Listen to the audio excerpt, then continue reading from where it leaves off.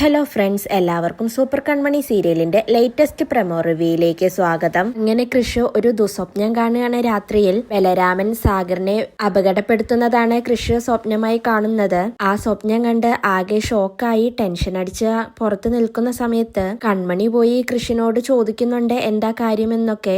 കാര്യങ്ങളെല്ലാം അറിയുന്ന കൺമണി, അങ്ങനെയൊന്നും സംഭവിക്കില്ല സാർ, ബലരാമൻ സാഗർ സാറിന് ഒന്നും ചെയ്യില്ല, ഒരു കുഴപ്പവും ഉണ്ടാവില്ല, ആ ഉറപ്പ് ഞാൻ തരികയാണെന്ന് കൺമണി കൃഷിന് വാക്കു കൊടുക്കുകയാണ്. കൃഷി എന്നിട്ട് കൺമണിയോട് പറയുന്നുണ്ട്, കൺമണി, എന്റെ ടെൻഷൻ എല്ലാം നിന്നോട് പറഞ്ഞപ്പോഴും നിന്നോട് കുറച്ചു നേരം സംസാരിച്ചിരുന്നപ്പോഴും എന്റെ മനസ്സ് ഫ്രീ ആയി, എനിക്കിപ്പോ ഒരു ധൈര്യവും ശക്തിയൊക്കെ കിട്ടിയിട്ടുണ്ടെന്ന് കൃഷി കൺമണിയോട് പറയുകയാണ്. കൺമണി അപ്പോ കൃഷിനോട് പറയുന്നുണ്ട്, സാർ ഒന്നുകൊണ്ടും പേടിക്കണ്ട, ഞാനുണ്ട് സാറിന്റെ കൂടെ, ഈ ലോകത്തുള്ള ഏത് കോണിലേക്കും സാറിന്റെ കൂടെ എനിക്ക് വരാൻ സമ്മതമാണ്, ഇതിലിനി ഒരു മാറ്റവും ഉണ്ടാവില്ല എന്ന് കൺമണി പറയുമ്പോ കൃഷിന് വളരെ സന്തോഷമാവുകയാണ്. ഇതിനുശേഷം കൃഷും കൺമണിയും ഒരുപാട് നേരം സംസാരിക്കുന്നുണ്ട്. പിന്നീട് അവര് പൊട്ടിച്ചിരിക്കുകയാണ്. കൃഷി എന്നിട്ട് കൺമണിയെ കെട്ടിപ്പിടിച്ച് അങ്ങനെ ചിരിച്ചുകൊണ്ട് നിൽക്കുകയാണ്. കൺമണിക്കും ഒരുപാട് സന്തോഷമാവുന്നുണ്ട്. ഇതിനുശേഷം കൺമണി കൃഷിനോട് പറയുന്നുണ്ട്, എത്രയോ തൊഴിലാളികളുടെ ജീവിതമാണ് സാറ് കാരണം വീണ്ടും പച്ച പിടിക്കുന്നത്, ഇതറിയുമ്പോൾ നോക്കിക്കോ, സാഗർ സാറ് എന്തായാലും സാറിനെ അംഗീകരിക്കുമെന്ന് കൺമണി കൃഷിനോട് പറയുന്നുണ്ട്. അതിനുശേഷം വീണ്ടും കൺമണി കൃഷിനോട്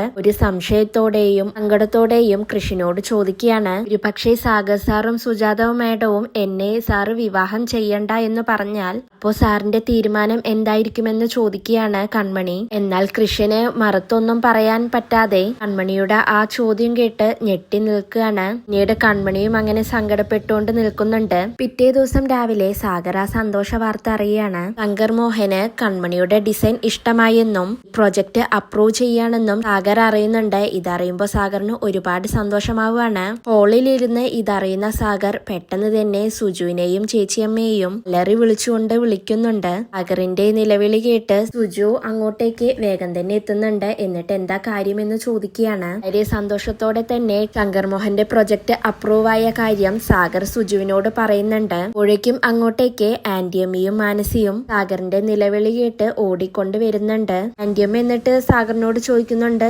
എന്താണ് അനിയൻകുട്ട കാര്യമെന്ന്. ആന്റിയമ്മയോടും മാനസിയോടും എല്ലാവരോടും കൂടി സാഗർ ആ സന്തോഷ വാർത്ത പറയുന്നുണ്ട്. ഇതിനുശേഷം ഫാക്ടറി തുറക്കാനായി കൃഷും കൺമണിയും പോവുകയാണ്. ഇതിനു മുന്നേ വാസുകി പറഞ്ഞതുപോലെ കൺമണിക്കും കൃഷിനുമായി ഇവരുടെ ആചാരപ്രകാരം കുറെ ചടങ്ങുകൾ ചെയ്യാണ്. ആ നാട്ടിലുള്ളവർക്ക് തരുന്നത് ആരാണോ അവരെ രാജാവും റാണിയുമായി കണ്ട് അവരുടെ കുറെ ആചാരങ്ങൾ നടപ്പിലാക്കുന്നുണ്ട്. കൃഷും കൺമണിയും വളരെ സന്തോഷത്തോടെ ഫാക്ടറി തുറക്കാനായി വരികയാണ്. സമയത്ത് തൊഴിലാളികൾ എല്ലാവരും ഇവരെ വളരെ സന്തോഷത്തോടെ വരവേൽക്കുന്നുണ്ട്. പിന്നീട് കൃഷിനും കൺമണിക്കും അവര് കഴുത്തിൽ ഓരോ പൂമാല ഇട്ടു കൊടുക്കുകയാണ്. എല്ലാം കാണുമ്പോൾ കൃഷിനും കൺമണിക്കും വളരെ സന്തോഷമാവുന്നുണ്ട്. ഇതിനുശേഷം അവരുടെ കൂട്ടത്തിലുള്ള ഒരാള് പറയുന്നുണ്ട്, ശിവശക്തി സങ്കല്പത്തിൽ ഭാര്യയും ഭർത്താവും കൂടി ചേർന്നിട്ടായിരിക്കണം ഈ ആചാരം പൂർത്തിയാക്കാൻ എന്ന് പറഞ്ഞുകൊണ്ട് കൃഷിന്റെയും കൺമണിയുടെയും തലയിൽ ഓരോ തലപ്പാവ് വെച്ചു കൊടുക്കുകയാണ്. അവർക്ക് സ്വീറ്റ്സും കൊടുക്കുന്നുണ്ട്. ഇതോടുകൂടി അവിടത്തെ തൊഴിലാളികളുടെ രാജാവും രാജ്ഞിയുമാവുകയാണ്